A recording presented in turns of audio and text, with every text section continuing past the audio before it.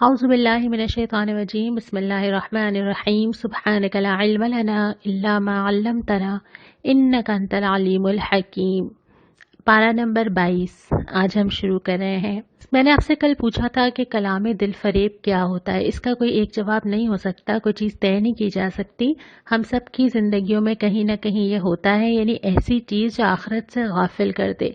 इतना ज़्यादा हम उसके अंदर मगन हो जाएं कि हमें ध्यान ही ना रहे कि बाहर क्या हो रहा है, करना क्या है, मकसद क्या था ज़िंदगी का।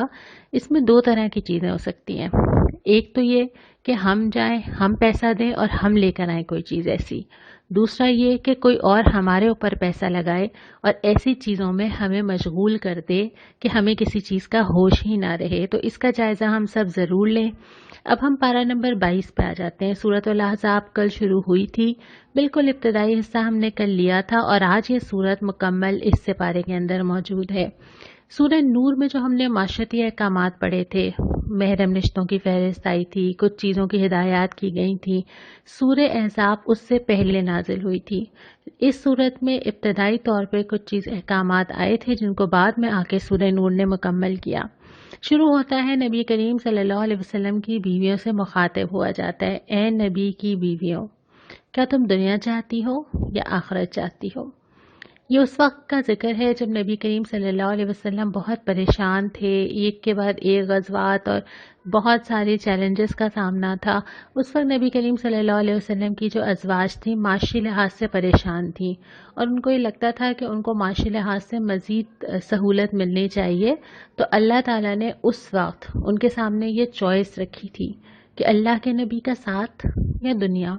हमने पहले भी पढ़ा था ना कि दुनिया की चीज़ें जो हैं ये तुम्हारी कोई कामयाबी का फैसला करने वाली नहीं है और ये कम या ज़्यादा हो सकती हैं, लेकिन अल्लाह के नबी सल्लल्लाहु अलैहि वसल्लम का साथ यकीनन आखिरत की कामयाबी है। तो दोनों में से एक चीज़ चूज़ कर लो, एक रास्ता ले लो। जब वो एक रास्ता ले लिया जाए तो उसके बाद फिर उस रास्ते में जो आता है उसको फेस करना होता है। तो नबी करीम सल्लल्लाहु अलैहि वसल्लम ने अपनी अज़वाज को ये इख्तियार दिया था कि तुम लोग इसमें से चाहती हो कि तुम्हें दुनिया मिले, आसाइश मिले, आसानी मिले, तो फिर मैं तुम्हें तलाक दे देता हूँ। और अगर तुम्हें लगता है कि नहीं, तुम्हें आखिरत चाहिए और नबी का साथ चाहिए, तो फिर तुम खुद मुंतखब कर लो। और सभी ने यही कहा था कि नहीं, हम अल्लाह और उसके रसूल को इख्तियार करती हैं। उसके बाद फिर फरमाया कि तुम्हारे लिए तो दोहरा अज़ाब या दोहरा अजर है, इसलिए कि जो लीडरशिप की जगह पर होता है ना, तो फिर वो दो लोगों का हिस्सा उठाता है, अपना भी और दूसरों का भी, अच्छा भी। यानी ये सवाब भी होता है, जो भी आप चीज़ करते हैं वो आपके लिए सवाब बनती चली जाती है, लेकिन दूसरी सूरत में अज़ाब भी हो सकता है। फिर ये फरमाया कि तुम आम औरतों की तरह नहीं हो, यानी तुम्हारी ज़िंदगी वैसी नहीं हो सकती जो किसी भी और औरत की हो सकती है। उसके बाद फिर हिदायत आ जाती हैं और यहाँ से शुरू होती हैं माशरे की इस्लाह। पहला हुक्म मिलता है, दबी आवाज़ में बात ना करो। और ये हुक्म सिर्फ उनसे नहीं है, ये हुक्म हम सब के लिए है। यानी एक जनरल हुक्म है जो नबी करीम सल्लल्लाहु अलैहि वसल्लम की अज़वाज के ज़रिए हम सबको दिया गया कि तुम्हारी ज़बान से, तुम्हारे लहजे से, तुम्हारे बात करने से कोई गलत मैसेज ना जाए। टू द पॉइंट, ज़रूरी और बहुत नरमी और बहुत आवाज़ में अट्रैक्ट करने वाली आवाज़ में बात ना की जाए। फिर उसके बाद ये कि घरों में टिक कर रहो। यहाँ पे कहने का मतलब ये है कि औरत का जो असली महाज है ना, जो उसकी जिम्मेदारी है, वो उसका घर है। अल्लाह ताला ने औरत और मर्द की अलग अलग फील्ड तय कर दी है। दोनों में कोई फ़र्क नहीं है कि अभी हम आगे भी पढ़ेंगे। ना दोनों को अजर में कमी की जाएगी, ना दोनों अल्लाह ताला के नज़दीक कोई कम या कोई ज़्यादा है। लेकिन जब काम करने जाते हैं, जब हम किसी ऑफिस में भी जाते हैं, तो हर एक की वर्क प्लेस अलग अलग होती है ना, ताकि आपस में मसाइल ना हो। पहले से तय हो जाता है कि किसकी बाउंड्री क्या है। अल्लाह ताला ने औरत और मर्द के दरमियान भी ये बाउंड्रीज तय की हैं कि तुम्हारी असली जगह ये है। उस जगह को बरकरार रखने के बाद अगर औरत मज़ीद कोई सलाहियतें अपनी डालना चाहे, मशवरे दे, कहीं जॉब ज़रूरतन करना चाहे, माशरे में कोई हिस्सा डालती है, ज़रूर डाले। लेकिन उसका जो असली काम है, जो उसका एग्ज़ामिनेशन पेपर है, जो अल्लाह ताला उससे पूछेंगे, वो उसका घर है। उसके बाद ये कि जाहिलियत किसी सज धज ना दिखाती फिरो। ज़ाहिर है जाहिलियत एक उस सोच का नाम है जिसमें औरत को एक ऑब्जेक्ट समझा जाता है और उसमें औरत की ये ज़रूरत है कि वो अट्रैक्ट करने वाली हो। عورت کی ضرورت ہے کہ معاشرے میں اس کی قبولیت اس وجہ سے ہے کہ وہ کتنا زیادہ اپنے آپ کو پریزنٹیبل بنا کے لوگوں کے سامنے پیش کرے۔ اسلام اس کا اپوزٹ کرتا ہے، وہ کہتے ہیں تمہیں اس کی ضرورت نہیں ہے، تمہیں جو عزت چاہیے تمہیں بحیثیت ماں بہن بیٹی تمہارے گھر کے اندر ملے گی آ کر، اور تمہیں اس کو لینے کے لیے کسی کے سامنے پیش ہونے کی ضرورت نہیں ہے۔ اس کے بعد پھر ہدایات کی کہ نماز قائم کرو، زکوٰۃ دو، اللہ اور اس کے رسول کی اطاعت کرنی ہے۔ یہ نہیں ہو سکتا کہ کسی معاملے کا فیصلہ اللہ اور رسول کر دیں اور اس کے بعد کوئی اور کہے کہ نہیں میں یہ مانوں اور میں یہ نہ مانوں۔ پھر ان لوگوں کا ذکر کیا گیا جن کو مغفرت اور بڑا اجر ملے گا، اور اس کے اندر اللہ تعالیٰ نے خاص طور پہ مینشن کیا ہے، ہر صفت میں مذکر اور مؤنث دونوں استعمال کیے گئے کہ اسلام لانے والے، مسلمین بھی آیا ہے، مسلمات بھی آیا ہے، اور اسی طرح ساری صفات میں ایمان لانے والے، عمل کرنے والے، سچے لوگ، صبر کرنے والے، اللہ کے آگے جھک جانے والے، صدقہ دینے والے، روزہ رکھنے والے، اپنی شرم گاہوں کی حفاظت کرنے والے، اور اللہ کو کثرت سے یاد کرنے والے، اٹھتے بیٹھتے لیٹتے، یہ وہ لوگ ہیں جو اللہ تعالیٰ سے اجر لے جائیں گے، اور اس میں کوئی فرق نہیں پڑتا کہ وہ مرد تھا یا وہ عورت تھی۔ اس کے بعد پھر ہم آگے آ جاتے ہیں، پھر نبی کریم صلی اللہ علیہ وسلم کے بارے میں فرمایا کیا۔ پہلے تو نبی کریم صلی اللہ علیہ وسلم کو اجازت دی گئی، بلکہ تلقین کی گئی، ہدایت کی گئی کہ آپ حضرت زینب سے نکاح کریں، کیونکہ حضرت زید جن کو نبی کریم صلی اللہ علیہ وسلم نے منہ بولا بیٹا بنایا ہوا تھا اور وہ حضرت زینب کو طلاق دینا چاہتے تھے، تو اس سے اس رسم کو بھی توڑنا مقصود تھا جو ہم نے کل پڑھی تھی کہ کوئی بھی منہ بولا بیٹا اسلام میں نہیں ہوتا، یعنی خونی رشتے جو اللہ نے بنائے ہیں وہی ہوتے ہیں۔ پھر فرمایا کہ اللہ کے رسول خاتم النبیین ہے، اب کوئی نبی نہیں آئے گا، یہ قرآن نے اعلان کر دیا ہے۔ اس کے بعد گواہی دینے والے ہیں، اب دنیا میں تو دیں گے ہی گواہی، آخرت میں بھی گواہی دینے والے ہیں کہ پیغام پہنچا دیا، بشارت دینے والے ہیں ہم سب کو، ڈرانے والے ہیں، اللہ کی طرف بلانے والے ہیں، روشن چراغ ہیں، اور آپ کے لیے بیویاں حلال کر دی گئیں کہ آپ مزید نکاح کر سکتے ہیں۔ اس میں ایک لفظ آیا ہے روشن چراغ، ذرا اپنے تصور میں لائیے، ایک چمکتا ہوا چراغ، روشنی، لفظ یہاں پہ استعمال ہوا ہے سراجم منیرا، اور یہی میرا آج آپ سے سوال ہے کہ نبی کریم صلی اللہ علیہ وسلم کے روشن چراغ ہونے سے کیا مراد ہے، کیا سمجھ آتا ہے اس سے؟ اس کے بعد ہم آگے چلتے ہیں، پھر اور ہدایات آ جاتی ہیں، اور وہ ہدایات یہ ہیں کہ دیکھو نبی صلی اللہ علیہ وسلم کے گھر بلا اجازت نہ جایا کرو، کیونکہ آپ کو اس سے پریشانی ہوتی ہے۔ یہ بھی ہوتا ہے کہ لوگ کھانے کے وقت آتے ہیں اور پھر انتظار کرتے ہیں، اور آپ صلی اللہ علیہ وسلم کے لیے اتنی مشکل زندگی میں یہ مزید مشکل کا سبب بنتا ہے۔ پھر ہم نے جو سورہ نور میں پڑھا کہ اس کا نیکسٹ سٹیپ یہ تھا کہ آپس میں بھی ایک دوسرے کے گھر جاؤ تو اجازت لے کے جاؤ، واپس جانا پڑے تو واپس چلے جاؤ، یعنی یہ جو باؤنڈریز اور حدود ہیں وہ یہاں سے طے ہونا شروع ہوئی تھیں۔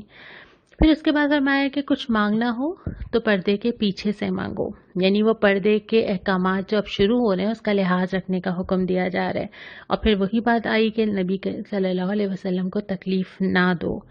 اس کے بعد آپ صلی اللہ علیہ وسلم کی جو بیویاں تھیں، پہلے یہ گزرا تھا کہ ان کو امہات المومنین قرار دیا گیا تھا، اور یہاں پہ اعلان کر دیا گیا کہ وہ سب کی مائیں ہیں، اب ان سے کسی مسلمان کا نکاح نہیں ہو سکتا۔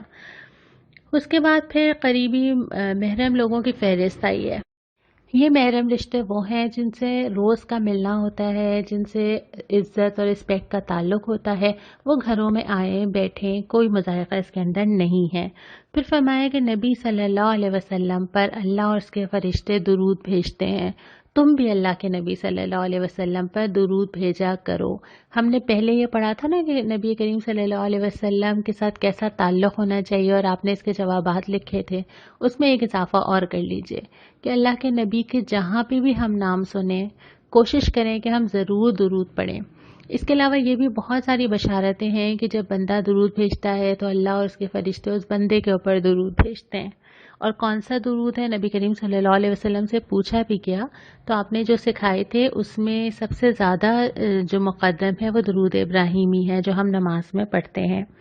اس کے بعد پھر فرمایا کہ اپنے چادروں کے پلو لٹکا لیا کرو. اس کے بارے میں پوچھا گیا صحابہ سے بھی کہ اس کا کیا مطلب ہے، تو انہوں نے دوپٹہ اپنے سر پہ ڈال کے اس طرح ڈھانپا کہ ایک آنکھ کھلی رہے، یعنی یا دو آنکھیں کھلی رہیں اور اس سے نظر آتا رہے. اس کا مقصد یہ ہے کہ تم پہچانی جاؤ، پتہ چلے. یہ جیسے ہم نے پہلے شاعر کی بات کی تھی کہ پتہ چلے، پہچانا جائے، ایک سمبل نظر آئے. دوسرا یہ کہ تمہیں معاشرے کی ان عورتوں کی طرح نہ سمجھا جائے جو ہم نے پہلے پڑھا کہ جاہلیت کی سج دھج دکھاتی ہیں، اس لیے دکھاتی ہیں کہ وہ لوگوں کو اٹریکٹ کریں. تم اپنے آپ کو ان سے الگ رکھو. یہ اسلام کا ڈریس کوڈ ہے، اور اس کا جو مقصد بتا دیا نا کہ تاکہ تم الگ نظر آؤ، تاکہ تمہاری یہ پہچان بنے، تاکہ تمہیں ستایا نہ جائے، یہ مقصد پورا ہونا بہت ضروری ہے. اگر برقع پہن کے بھی یہ مقصد پورا نہ ہو تو اس کو بھی دیکھنے کی ضرورت ہے. مطلب اصل چیز جو ریکوائرڈ ہے وہ یہ ہے کہ آپ اس طرح دوسری بازاری عورتوں کی طرح لوگوں کو جا جا کے اٹریکٹ کرنے والی خاتون نہیں ہیں. آپ کی ایک بہت قیمتی جگہ ہے، بہت عزت والی. اس کے بعد پھر ذکر ہے اس بار امانت کا کہ جو اللہ تعالیٰ نے امانت دی ہے دین و قرآن کی شکل میں، اس کو انسان نے اٹھایا ہے اور اس کی وہ جواب دہی کرے گا. یہاں پہ سورہ احزاب مکمل ہوتی ہے، دوسرا ربع آتا ہے اور سورہ سبا شروع ہوتی ہے. سورہ سبا مکی صورت ہے، شروع ہوتی ہے، تعریف ہے اس اللہ کے لیے. قرآن بھی اسی سے شروع ہوا تھا نا، الحمدللہ رب العالمین. تعریف ہے اس اللہ کے لیے جس کی جو صفات یہاں پر آئی ہیں. مالک ہے ہر چیز کا، ہر چیز کی حکمت جانتا ہے، ہر چیز سے واقف ہے، خبر رکھتا ہے، علم رکھتا ہے. رحیم بھی وہی ہے، رحمت کا معاملہ بھی وہی کرے گا اور بخشنے والا بھی وہی ہے. پھر کیوں نہ ہو اس کی تعریف؟ کوئی ہے جو اتنا تعریف کے قابل ہو؟ اور اس کے بعد فرمایا کہ قیامت کے دن تو ساری چیزوں کا بدلہ دے دیا جائے گا. جو لوگ کر کر آ رہے ہیں، چاہے وہ نیکی کر کے آ رہے ہیں، بہت سارے ان کے لیے جنت میں جگہیں ہوں گی، اور جو برائی کر کے آ رہے ہیں وہ بھی ضرور بدلہ پائیں گے. اس کے بعد حضرت داؤد اور حضرت سلیمان کو دی گئی عنایتوں کا ذکر کیا ہے کہ اللہ تعالیٰ جب مدد کرنا چاہتا ہے تو اللہ تعالیٰ اپنی مخلوقات سے بھی کر دیتا ہے. اور خاص طور پہ حضرت داؤد کو جو لوہے کا ذکر کیا گیا ہے کہ قوت اللہ تعالیٰ نے ان کو عطا کی تھی. اس کے بعد پھر تباہ حال بستیاں جو نظر آتی ہیں. آس پاس دیکھو، اس سے پہلے کون کون سی قومیں تھیں، کیا کہتی تھیں، کیا ہوا، کیا دعوے کرتی تھیں، اور یہ تمہارے لیے عبرت کی جگہ ہے. پھر یہ فرمایا ہے کہ شفاعت کرنے والا. ہمیں بڑا عقیدہ ہوتا ہے کہ ہم چاہتے ہیں کہ اللہ کے نبی صلی اللہ علیہ وسلم ہماری شفاعت کر دیں اور ہم جنت میں داخل ہو جائیں گے. یا کبھی یہ لگتا ہے کہ کوئی پیر ہوں گے، کوئی فقیر ہوں گے، کسی کے مزار پہ چلے جائیں گے. اللہ تعالیٰ نے اس عقیدے کو یہاں پہ اس کی جڑ کاٹی ہے کہ شفاعت کریں گے. اگر نبی شفاعت کریں گے تو اللہ کی اجازت سے ہی کریں گے. یہ ممکن نہیں ہے کہ میرے نامہ اعمال میں تو پورا سیاہ ہو، ساری برائیاں میں کر کے آؤں اور پھر اس کے بعد میں شفاعت لے کے جو ہے وہ جنت میں چلی جاؤں. یہ تو اللہ کے قانون انصاف سے بھی ٹکراتا ہے نا. جو انسان نیکیاں کر کے نہیں آیا اور جو دوسروں کے حق مار کے آیا اور جس نے بہت ساری زیادتیاں کی ہیں تو اس کو سزا کیوں نہ ملے؟ تو اس لیے کوئی ایسا شارٹ کٹ نہیں ہے جنت میں جانے کا. یہ نہیں ہے ہم بہت ساری چیزیں پڑھتے ہیں کہ اگر یہ کر لو جنت میں داخل ہو جاؤ گے، حدیثیں بھی ملتی ہیں ہمیں بعض، لیکن وہ صرف بونس ہوتے ہیں، بونس پوائنٹس ہوتے ہیں. لیکن نام اعمال کی بیس ہونا بہت ضروری ہے. تو ایسی کسی چیز سے تسلی دے کے آپ اپنی زندگی کو یہ آخرت کے راستے کے بجائے دنیا کے راستے میں چلائیں گے تو ہم بیوقوفی کریں گے.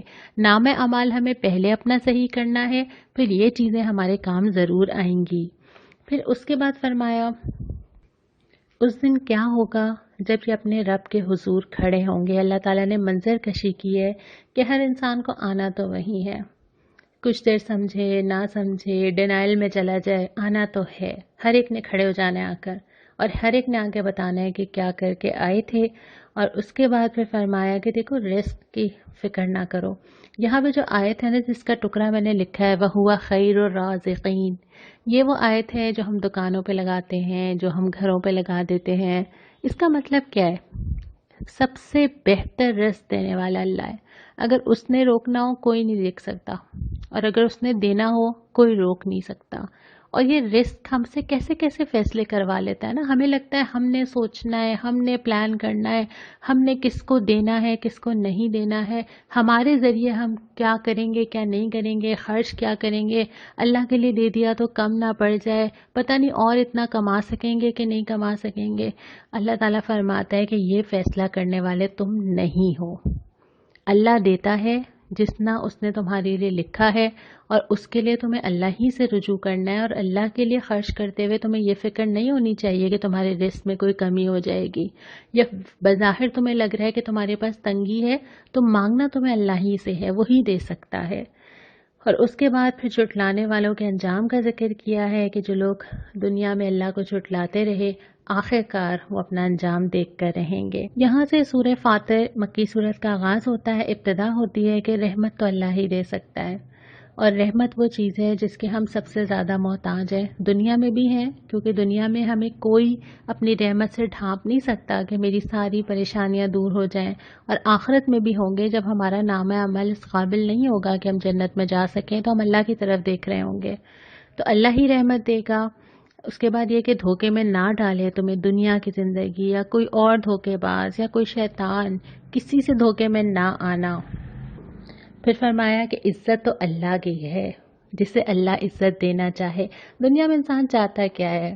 کبھی سٹیٹس لگاتا ہے، کبھی ٹویٹ کرتا ہے، کبھی برانڈڈ کپڑے دکھاتا ہے، کبھی اچھے سے جوتے اور پرس لے لیتا ہے، کبھی اپنی شاپنگ کا ذکر کرتا ہے، کبھی بہت اچھا ٹیبل سجا کے دعوتیں کرتا ہے. کس لیے کرتا ہے؟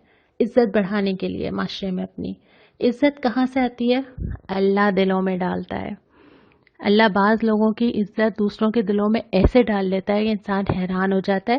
اللہ اپنے فرشتوں کے ذریعے لوگوں کی عزت بڑھاتا ہے. تو لیکن عزت حاصل کرنے کے دو گر بھی یہاں پہ بتائے ہیں، اور وہ کیا ہے؟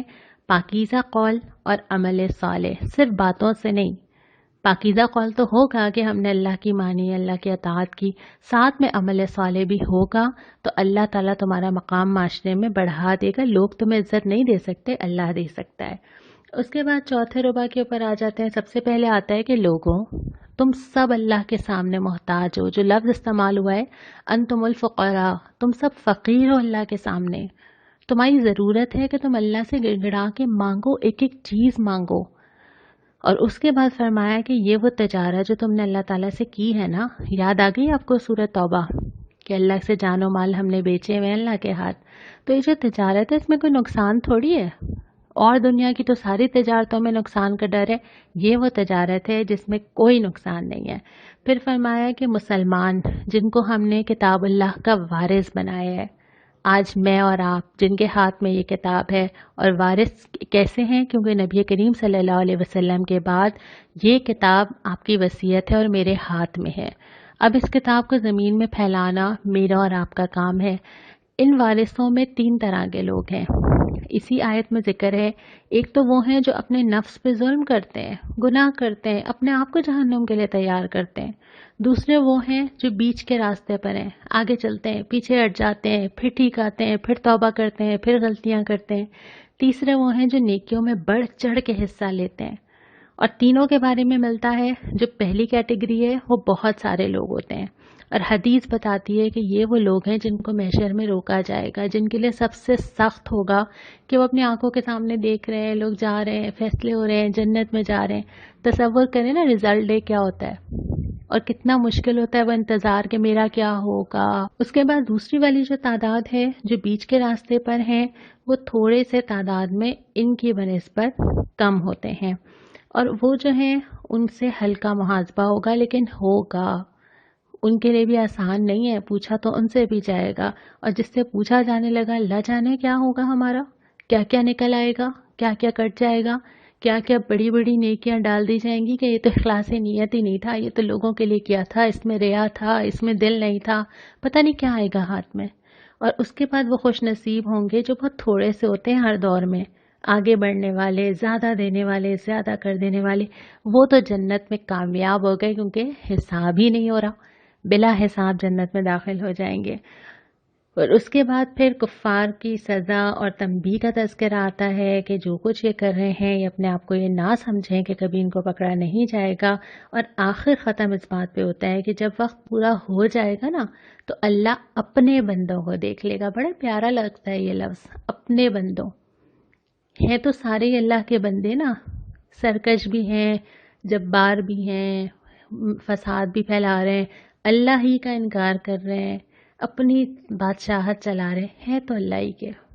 واپس بھی اللہ کے پاس ہی جائیں گے، کھڑے بھی اللہ کے سامنے ہی ہوں گے، توبہ بھی اسی سے کریں گے، وقت بھی اسی سے اور مانگیں گے، رحمت کی طرف بھی اس کے ہی دیکھیں گے. تو کتنا خوش نصیب ہے وہ آدمی جو اللہ کو وہاں جا کے پہچاننے کے بجائے یہیں پہچان لے، کیونکہ ابھی ہمارے پاس عمل کا موقع ہے. اس کے بعد سورہ یاسین شروع ہوتی ہے، سب سے زیادہ پڑھی جانے والی سورت، قرآن کا دل. مکی صورت ہے لیکن کچھ آیات اس سے پارے میں ہیں، لیکن باقی چونکہ اگلے سے پارے میں ہیں تو ہم انشاءاللہ تعالی سورہ یاسین کا آغاز کل کریں گے. آج کے سپارے میں کوئی دعا نہیں آئی ہے، لیکن ہم اللہ تعالیٰ سے دعا مانگ لیتے ہیں کہ اللہ تعالیٰ ہمیں ان لوگوں میں شامل کر جو نیکی میں سبقت لے جانے والے ہیں، ہمیں ان لوگوں میں شامل کر جو جنت میں بلا حساب داخل ہوں گے، جن کو کہا جائے گا آؤ آج سلامتی ہے تمہارے لیے، نہ کوئی پریشانی، نہ کوئی غم، نہ کوئی تکلیف، نہ کوئی ناگوار بات. اللہ تعالیٰ ہم سب کو ان لوگوں میں شامل کرے. السلام علیکم ورحمۃ اللہ.